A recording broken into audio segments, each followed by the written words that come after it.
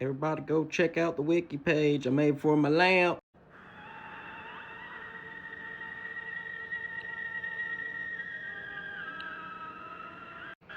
Dark Shadows episode 2. This is a fun one. Big house before, Mrs. Stoddard. How many rooms do you have? But they're not all in use. It's quite cold. I put on some tea. Would you like to make the door? Victoria arrives at Collinwood. She meets Miss Elizabeth Stoddard, and the questions begin. She's wondering why she's here, and Elizabeth basically says that she wants her to be the governess of her nephew, David. This is also the first appearance of the Joseph Collins painting. Ugh. I asked my brother Roger to come down to meet you. Got to care for his silent So we don't actually get to meet David until the next episode, but we get to find out a little bit about him here. Friendly?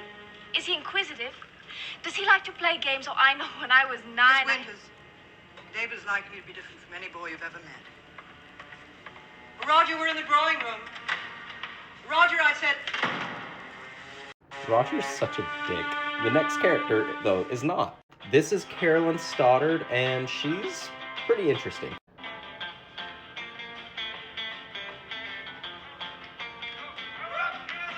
This is Carolyn's on-again, off-again boyfriend, Joe Haskell.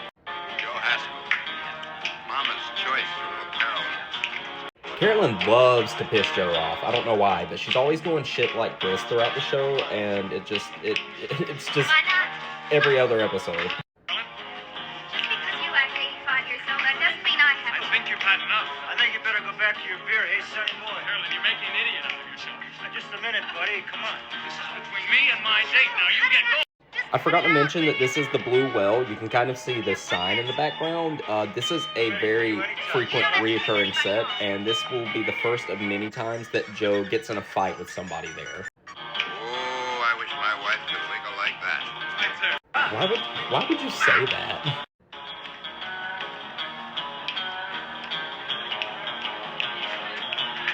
Come on, Carolyn, let's get out. Just one more time. I think we ought to go now. The floor is for... There's something wiggly about the dancing they would like do back then. Oh, they're fighting. Oh. This is the first appearance of bartender Bob, but he calls himself Joe in this episode, I believe. Oh, I forgot to mention, Burke Devlin and his private investigator friend Wilbert Strake are there as well. Go home, Miss Stoddard. Now. Who are you? A friend of the family. Now go home before the cops get here. Take her home, Haskell. Now, wait just a minute. What gives you the right to tell You me go home with him, Miss Stoddard. Before I take you over my knee and paddle you right here in the middle of the dance floor. Why would you say that, Burke? Oh my god.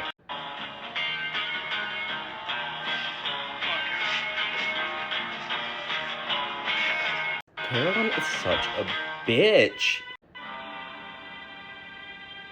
Boo!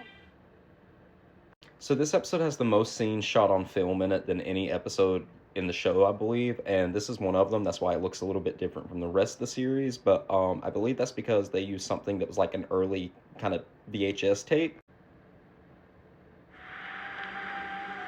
So Victoria's out at Widow's Hill, and she meets Roger Collins. Not planning to jump, are you? You wouldn't be the first to know. You're Roger Collins, aren't you? Correct. Brother of Elizabeth, father of David, and terribly sorry if I startled you. I'm getting used to surprises, Mr. Collins. We're quite a strange crew, Miss Winters. So Roger's coming off a lot more nicer than expected from his previous encounter whenever he slammed the door and stormed out of the house. But this all changes very quickly whenever Victoria mentions one fatal bit of information. This is where we start to learn more about Burke Devlin. I was lucky. A man got off the train with me. He got a taxi for me. He said he knew you. Knew me? Yes. Devlin. What did you say? Mr. Collins, please. Did you say Devlin? Yes? Burke Devlin? Yes? Are you sure? Of course I'm sure. Mr. Collins, what is it? Mr. Shake her a little bit more, Roger. Victoria comes back to the house, and she overhears Elizabeth playing the piano in the drawing room, And Elizabeth is kind of sitting there in the shadows, kind of in the dark shadows, when all of a sudden she just kind of collapses and faints onto the piano. And Victoria just kind of does nothing. Victoria just walks out of the room and starts to go upstairs, and it's like, okay, everything's good. Yep, there she goes, going upstairs. So this is actually where the episode ends. So we learned a lot more about things that were left open in the last episode, a lot of things left open here. So hope you guys come back for episode 3.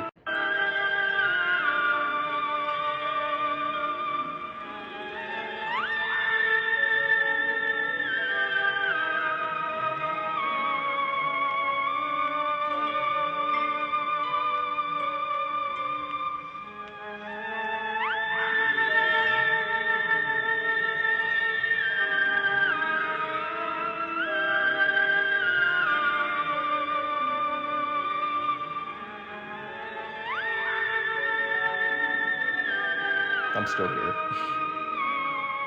Ugh.